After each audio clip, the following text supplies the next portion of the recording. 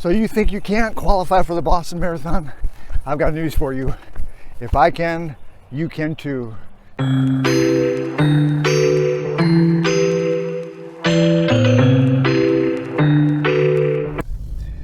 this video, I'm not really going to explain the whole Boston Marathon race, because in my last video I shared the experience that we had up there in 2017. But I want to talk a little bit about the qualifying process and the race that I ran. I would advise you, first of all, to check out the Boston Marathon official website, BAA.com, and that'll have some information about the qualifying time that you need to run, and also it will give the particular window of opportunity to run the race and then to apply.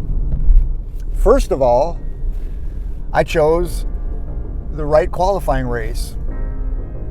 Now in my case, since we're 3 hours away from Myrtle Beach, South Carolina, I chose to run that, and a few reasons is I had run it a year before. That was actually my first full marathon, so I was a bit familiar with the course.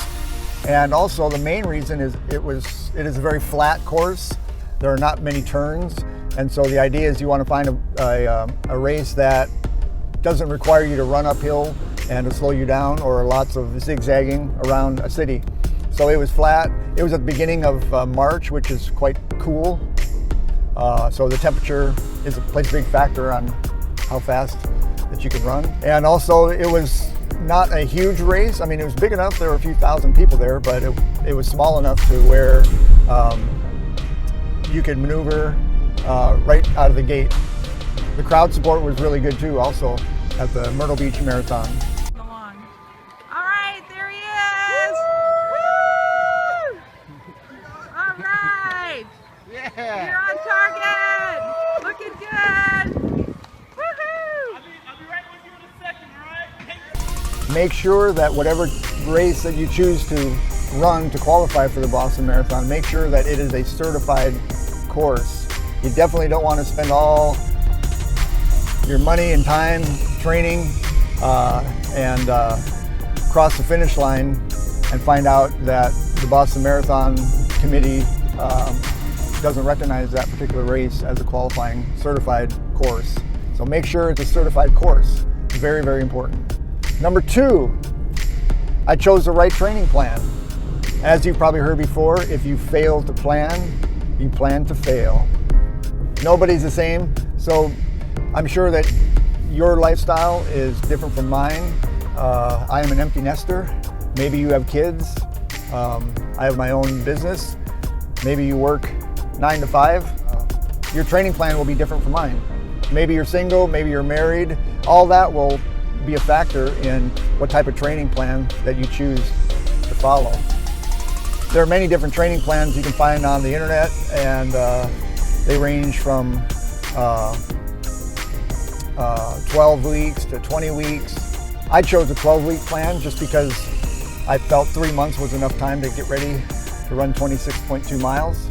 And don't feel bad about, after you choose a training plan, don't feel bad about modifying it, because, you know, if on the plan they have you run on a Saturday a long run, but you'd rather do it on a Sunday, you know, that's totally cool.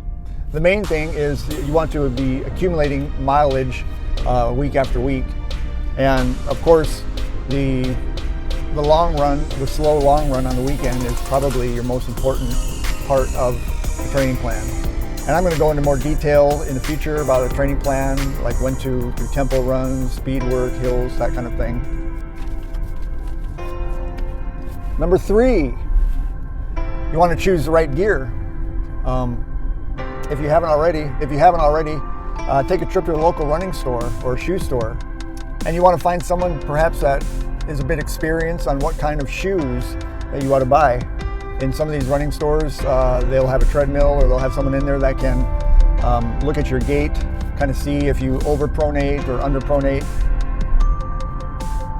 And these folks will be able to help you make a wise decision on what kind of shoes to purchase. And let me say this also, don't be afraid to spend some big bucks on a good pair of shoes. I never thought in a million years that I would be spending over $100 for a pair of running shoes. Also, whatever race that you've chosen to qualify for, what's the weather like there? What kind of apparel that you need to buy? Are you going to be wearing leggings, sweatshirt? You got to get some gloves, maybe a hat. And let me also add that it's probably a good idea during your training to put some of this gear on and kind of get used to it prior to race day. How about a running watch? I use a Garmin. This is a 35. It's fairly inexpensive, but it's a good quality watch. What kind of watch are you going to buy? In future videos, I'll talk a little bit more in detail about different types of gear that you can or that you should or shouldn't buy, or that I chose to wear. Number 4, you want to choose the right travel plans. Are you driving to the qualifying race? Are you flying? When do you plan to arrive? For me, it's always a good thing to get there at least a day or two beforehand. What hotel are you staying at? A hotel? Are you staying with friends? When you do choose a hotel, location is really important because you don't want to be so far away from the race that it takes you an hour to get there, excuse me, in the morning. So do you want to find a hotel or Airbnb that is close to the expo or close to the start or maybe close to the finish? How far do you want to walk after the race? Also, when you make your plans wherever you're visiting, I would encourage you to do all the tourist things after the race. You definitely don't want to be out there walking 10 miles the day, or you definitely don't want to be out there walking 10 miles checking out all the sites prior to the race, because then you might just be fatigued. The important thing to remember is getting to the start line refreshed, well rested, and injury-free. Sticking with me, if you haven't already, hit the subscribe button, I'd appreciate, and the like button, as well as share this with your friends. And also there's a notification bell that if you hit the next time a new video loads, which is usually on a Thursday, you'll get notification of that. Number 5, you want to definitely choose the proper pre-race routine. One thing that I did was I drove the entire course of the race as much as I could the day before. That way, I kind of get an idea of where the hills are, where, different areas that I need to keep in mind. If you prefer not to drive the entire course, you can also go on YouTube, and usually there is a video. You can go on YouTube. Usually there's a time-lapse video of the entire course, so that'll help you. But the idea is to kind of visualize what you're getting into and to know ahead of time the potential obstacles. You want to kind of know where the water stations are, fueling. And of course, the day before the race, you'll want to go to the expo to get your bib and to pick up whatever gear that you may need to have. One very important thing that you may already know, but you do not want to try something brand new on race day. You don't want to wear a pair of shoes that you haven't broken in at all. You don't want to try any type of new foods or any type of gels or drinks that you haven't experimented with before.